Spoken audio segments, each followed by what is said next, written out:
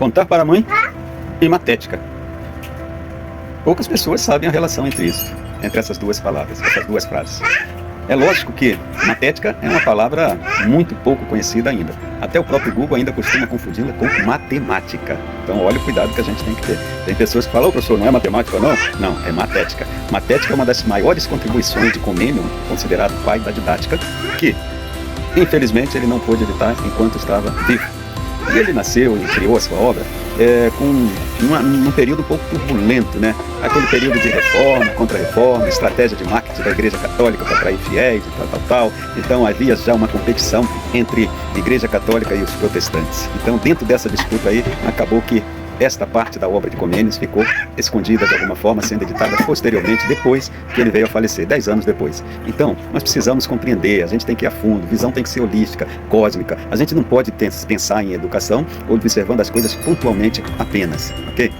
Nosso amigo Miguel Nicoleles, que acho que ele ainda vai ganhar um prêmio Nobel para o Brasil, né? O homem da neurociência, o homem que estudou nos Estados Unidos também, não que ele estudou porque os Estados Unidos é um lugar que ensina muito bem, não, ele foi por causa da competência e porque a pesquisa dele coincidia com a pesquisa de um americano, e aí fizeram lá um acordo e ele foi para lá e começaram a desenvolver o trabalho. Mas o que me chama a atenção é, eles tinham uma ideia de que não adiantava estudar neurônio por neurônio, queria entender tudo, eles queriam estudar a chuva de neurônios. E daí, pessoal, aquela Copa que teve, não lembro que ano foi, mas eles fizeram tetraplégico andar, ou seja, graças a esses conhecimentos cósmicos, holísticos, sobre determinada coisa. E só para dar um exemplo da importância das pessoas não serem simplistas demais, de ver uma coisa e já acreditar que está vendo tudo, né? Então, vamos lá. Segundo momento desse encontro nosso, eu vou falar contar para a mãe. O que isso quer dizer? Isso quer dizer que quando um aluno chega da escola em casa e ele quer estudar de uma forma light, isso se aplica muito bem às crianças de ensino fundamental e, logicamente, isso pode se arrastar pela vida inteira. Enquanto você tiver alguém para contar o que você entendeu, o que você refletiu,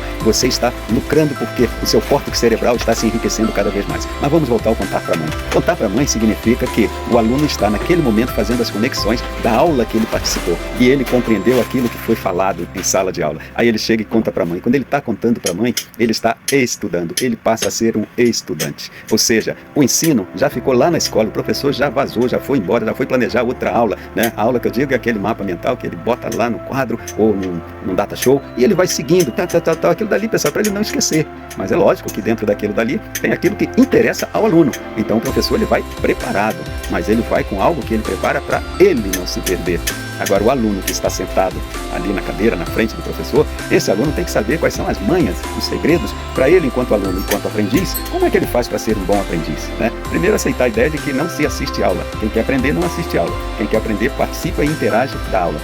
Como eu falei já no outro vídeo, anota tudo como taquígrafo, né? Taquígrafo é aquelas pessoas que, antigamente, embora hoje tenha muitos ainda remanescentes, mas existia um código, né, que faz com que a gente, por símbolos diferentes do nosso alfabeto normal, a gente consiga escrever o que alguém fala e escrever muito rápido. Então, antigamente, os taquígrafos ganhavam muito dinheiro. Mas hoje, com a tecnologia, me parece que eles já foram descartados. Mas os estudantes precisam fazer uma espécie de taquigrafia assim, que eu chamo de garrancho. Aquela letra rápida, corrida, que só ele entende aquilo ali. Mas não interessa, é assim mesmo. Porque na hora que ele senta para rever, ele bota a seta num canto, o outro, coisa e tal, fazer todas aquelas conexões, isto é fantástico. É ali que o aluno começa a pegar aquilo que está no hipocampo e levar para o córtex cerebral. E quando ele vai dormir, como ele já contou para a mãe tudo o que aconteceu na sala de aula em relação a tais aprendizados, o cérebro não apaga aquilo ali. Então, tá aí a dica. Esta é uma dica típica daquelas que deveria ter no primeiro dia de retorno às aulas, quando o pessoal faz aquela reunião com os pais, né? É isso que deveria ser informado e ensinado para os pais. Chamar uma pessoa gabaritada, que sabe do que está falando, para dar as dicas para esses pais. E não, repito agora, não ficar lá só dizendo as regrinhas da escola e tal,